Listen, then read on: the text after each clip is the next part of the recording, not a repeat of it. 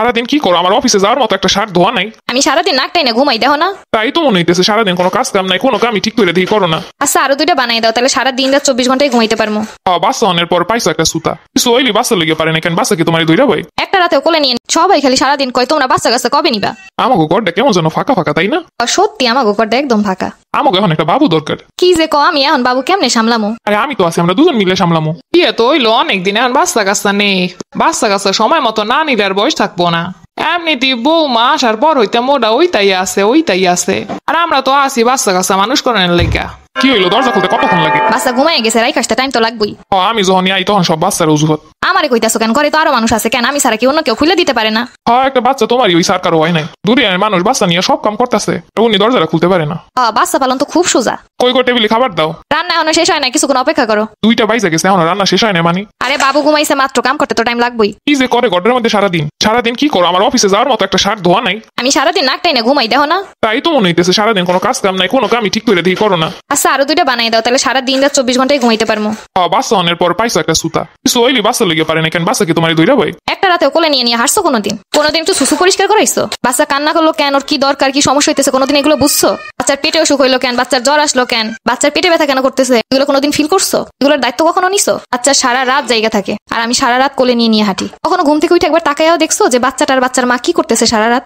আমি বুঝি কিছু করি নাই, সিজারের পরে তো সে আমি কোলে নিয়ে ঘুরলাম। এটা ছিল 5-6 দিনের জন্য, কিন্তু হনের পর থেকে যা কারণে আমারই করা লাগতেছে, সব দায়িত্ব আমার উপরে। কই আম্মা তো কত কি করে দেয় তোমারে? সে আমারে সাহায্য করে দেয় ঠিকই, কিন্তু আমার দায়িত্ব, আমার শরীরের ক্লান্তি, সারা দিনের কাজ, সে আমারে সবকিছু আগাই দিলেও রান্নাটা তো আমারই করণ লাগে। বাচ্চার কাপড় চোপড় তো আমারই ধোয়া লাগে। সারা দিন রাত বাচ্চা তো আমার কোলেই থাকে। তুমি ঘুমাও চিন্তা করি সকালবেলা অফিসে যাইতে হবে, শুধু মানুষটাকে কষ্ট না দেই। তোমার আম্মা বয়স্ক মানুষ, তাকে যদি আমি রাত জাগায় রাখি 2 দিন পরে সেই অসুস্থ হয়ে যাবে, সেই চিন্তা করে তাকেও আমি কখনো রাত জাগতে দেই না। আর সেই তোমরাই বলো আমি বসে থাকি, সারাদিন নাকি ঘুমাই। এটা মা হওয়ার পরে যে কত দায়িত্ব সেটা তুমি কি বুঝবা? বাচ্চা সামলিয়ে সারা ঘরের যতটুকু সম্ভব সব কাজই করি, তাও তোমাদের মন ভরে না। আমিও তো একটা মানুষ, আমারও তো একটা শরীর। বাচ্চা পেটে আসা থেকে 9টা মাস কষ্ট করে আসছি, হওয়ার পর থেকে সব দায়িত্ব, কষ্ট, কর্তব্য সবকিছুই পালন করতেছি। তাও আঘাত দিয়ে কথা বলবা, খোটা মেরে কথা বলবা। বাচ্চা যখন নেওয়ার কথা বলছিলা তখন তো ঠিকই বলছিলা সবাই মিলে বড় করবা। কই এখন তো কাউকে খুঁজে পাই না। ঠিকই তো টাইম মতো আমার এটা কই ওটা কই, টাইম মতো খাবার হয়নি কেন, লেট কেন হয়েছে, কত কথা।